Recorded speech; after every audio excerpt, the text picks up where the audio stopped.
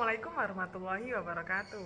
Kembali lagi dengan saya Aisyah Ramadhani Ansori, mahasiswa Prodi Tasawuf Psikoterapi semester 4. Oke, kali ini saya ingin membahas, kan teman-teman pernah nih lihat beberapa video saya sebelumnya. Nah, kali ini saya akan membahas tentang pemahaman konsep kolbu atau hati menurut para tokoh sufi yang terkemuka pada zamannya. Salah satunya adalah menurut Ibnu Athaillah, Al-Ghazali, dan Ibnu Arabi. Oke, sebelum itu teman-teman tahu gak sih, dalam tubuh manusia, dalam tubuh diri kita ini pasti banyak organ-organ yang penting seperti jantung, liver, ginjal, dan yang terutama menurut hadis Arba'in adalah hati.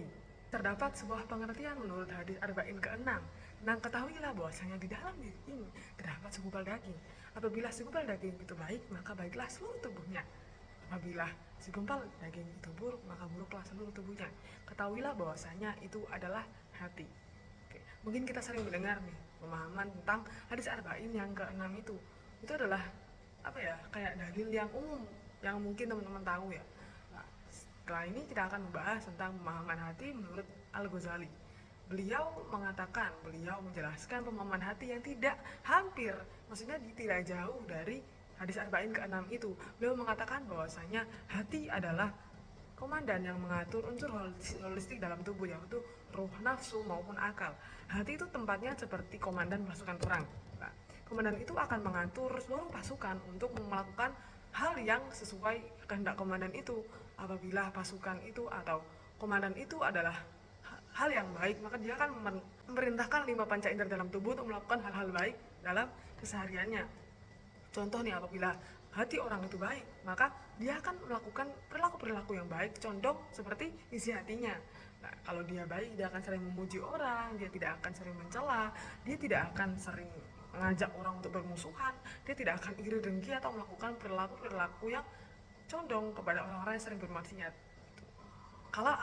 Apabila hati mereka berkebalikan dengan hati yang baik atau mereka memiliki hati yang buruk, maka komandan pasukan perang itu akan memerintahkan mungkin pasukan itu untuk melakukan kerusakan di bumi, seperti dia suka mencela, dia suka merusak tatanan kehidupan, atau dia suka merusak tumbuhan, dia suka membunuh hewan tanpa alasan, mungkin ya seperti itu mungkin. Atau lebih parah lagi, dia akan menyebabkan kehancuran di bumi yang diawali dengan penyakit-penyakit hati berupa iri, dengki, atau ya pokoknya penyakit hati seperti sombong, hasad, banyak lah pokoknya gitu. Al-Ghazali juga menjelaskan bahwasanya menurut beliau membagi hati dalam 2 hal, yakni hati kognitif dan hati spiritual. Mungkin kalau pengertian hati kognitif teman-teman gak bakalan aneh, karena hati kognitif adalah hati secara fisik atau hati yang dimiliki oleh hewan, oleh setan, dan semua hati yang dimiliki makhluk-makhluk selain manusia. Manusia juga punya, tapi semua makhluk juga punya gitu. Nah, hati kognitif itu biasanya emang hati kognitif adalah jantung yang seperti kita ketahui dalam ilmu kedokteran, jantung yang fisik itu yang duduk-duduk dalam hati manusia lah, itu hati menurut Ibnu Al-Ghazali dalam pemahaman kognitif. Kalau pemahaman spiritual itu sama seperti nafsu dan akal yang hanya dimiliki oleh manusia. Akal dan hati itu hanya dimiliki oleh manusia. Nah, hati menurut Imam Al-Ghazali adalah tempat ketika kita memiliki ilmu atau kita dapat mengatur perilaku kita dan dapat mengetahui hal yang benar atau hal yang salah. Dalam kitab Ihya Ulumuddin juga menjelaskan tentang sifat qalbu menurut Imam Al-Ghazali yang terdapat memiliki 4 unsur, yaitu Rabbaniyah, Sadaniyah, Sabaiyah, dan Bahiniyah. 4 unsur menurut Al-Ghazali. Yang pertama adalah Rabbaniyah. Rabbaniyah adalah unsur sifat ketuhanan dalam diri manusia, seperti Allah Maha Jujur, Allah Maha Benar, Allah Maha Baik. Itu manifestasi dari sifat Allah itu turun kepada hamba-hambanya, seperti manusia yang suka memberi, Allah Maha Dermawan. Itu manifestasi dari sifat-sifat Allah yang diturunkan ke manusia. Jadi sifat-sifat ketuhanan yang baik itu turun kepada hamba-hambanya. Secara tidak langsung manusia itu kayak mewarisi sifat ketuhanan Allah, tapi ya sebagian kecil tentunya. Itu adalah Rabbaniyah menurut Imam Al-Ghazali. Yang kedua adalah Sataniyah, atau sifat-sifat manusia yang cenderung pada perbuatan setan atau perbuatan yang buruk. Nah, itu seperti mengikuti hawa nafsu dan terpengaruh oleh bisikan setan. Ketika seseorang merasa dirinya egois, serakah, mendendam, dan melakukan tindakan yang merugikan diri maupun orang-orang sekitar. Ketiga adalah Sabaiyah, atau yang biasanya orang-orang kenal dengan Sabuiyah, yakni menggambarkan sifat-sifat kepuasan yang ada dalam diri manusia. Nah, itu lebih ke orang yang haus tahta, orang yang haus harta, sehingga dia ingin mendominasi dalam kehidupan mereka sehari-hari, seperti orang yang serakah dalam hal harta itu merupakan salah satu contoh dari sabaiyah pengertian Imam Al-Ghazali. Kemudian yang terakhir menurut Imam Al-Ghazali adalah bahimiyah. Unsur ini merujuk pada sifat-sifat kebinatangan yang ada dalam diri manusia. Maksudnya sifat kebinatangan adalah ketika seseorang merasa lapar, karena itu biasanya itu juga sifat-sifat yang dirasakan oleh makhluk lainnya. Ketika seseorang merasa lapar, butuh minum, atau ketika dia ingin memenuhi kebutuhan fisik, itu adalah unsur bahimiyah dalam hati manusia yang dijelaskan oleh Imam Al-Ghazali pada kitabnya Ihya Ulumuddin gitu. Oke. Kemudian yang kedua adalah pemahaman hati menurut Ibnu Athaillah. Atau Ibnu Athaillah itu mengarang salah satu kitab yang mungkin teman-teman tahu nih. Kalau teman-teman dari pondok mungkin nggak bakalan asing dengan sebutan kitab Al-Hikam. Nah, itu adalah karangan Ibnu Athaillah As-Sakandari. Nanti menurut pemahaman beliau adalah hati itu seperti cermin. Ini kita akan contohkan. Oke, apabila cermin itu bersih atau cerminnya itu baik, hati seseorang baik, maka kita bakalan lebih gampang atau lebih jelas melihat bayangan kita dalam cermin tersebut. Contoh, ini nggak kotor ya, jadi ketika hati seseorang itu agak kotor, maka kita nggak bakalan lihat diri kita atau pantulan bayangan kita dengan begitu jelas dalam cermin tersebut. Dan gitu. Jadi semakin hati orang itu baik, itu semakin bersih pula cerminnya, dan jadi semakin jelas juga bayangan kita ketika kita melihat diri kita dalam cermin tersebut. Nah, begitu juga sebaliknya, itu menurut Ibnu Athaillah, hati sebagai cermin. Oke, itu adalah kata kuncinya. Berikutnya kita akan membahas tentang pemahaman hati menurut Ibnu Arabi. Dalam salah satu kitab beliau yang berjudul Fususul Hikam, mungkin teman-teman juga gak asing dengan sebutan kitab tersebut. Nah, menurut beliau, hati itu memiliki dua aspek. Yang pertama itu condong pada dunia spiritual, yang kedua adalah condong pada dunia material atau dunia yang kita jalani sekarang.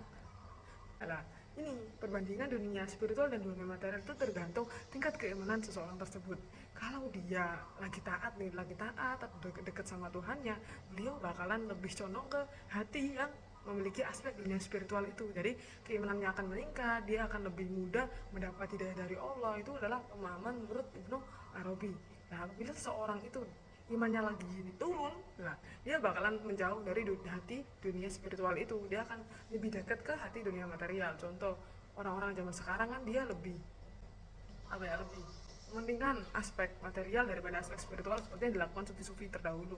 Karena kenapa ya? Karena mungkin keimanan orang zaman sekarang yang dibarengi dengan dunia digitalisasi itu lebih minim daripada keimanan orang-orang terdahulu yang tidak ada digitalisasi di zaman beliau-beliau tersebut.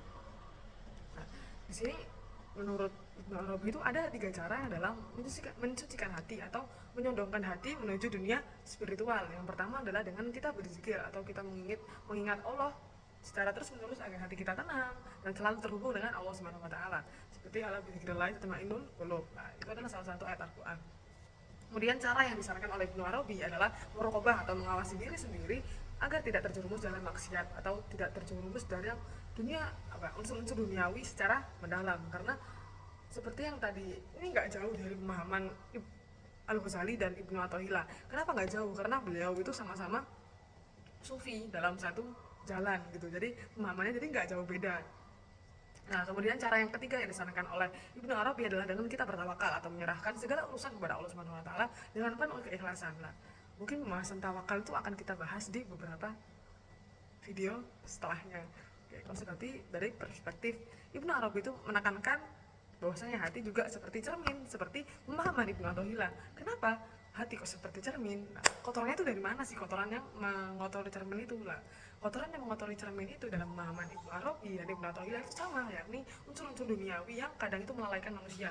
Contoh, kita sering HP-an 24 jam sehingga kalau ada adzan itu asik lah, kusik. Nah, unsur duniawi seperti HP ini itu juga merupakan unsur yang dapat menghitamkan hati seseorang.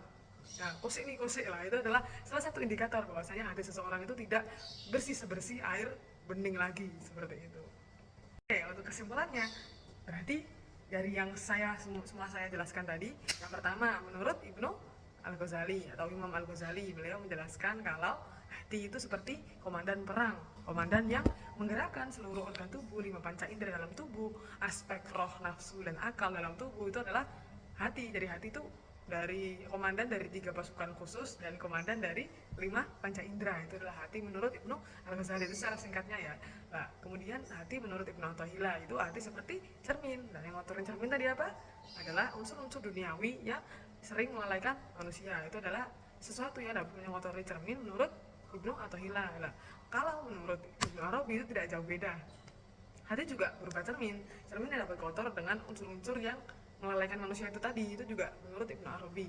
Dan secara spesifik Ibnu Arabi itu membagi hati menjadi 2 aspek, yakni dunia spiritual dan dunia material, begitu. Oh iya, tadi Ibnu Al-Ghazali juga menjelaskan dalam kitab Ihya Ulumuddin bahwasanya hati memiliki 3 unsur ya. Yang pertama bahinia, robaniyah, robaniyah. Yang kedua sabtaniyah. Yang ketiga saboiyah atau sabaiyah. Yang keempat adalah apa, bahinia atau unsur kehewanan dalam diri manusia. Oke, sekian, terima kasih. Semoga video-video ini bermanfaat untuk pemahaman teman-teman ke depannya. Mohon maaf apabila omongan saya terlalu berbelit atau mungkin apa yang saya sampaikan tidak sampai kepada teman-teman. Saya mohon untuk memberikan kritik dan saran yang membangun bagi saya. Terima kasih. Wassalamualaikum warahmatullahi wabarakatuh. See you.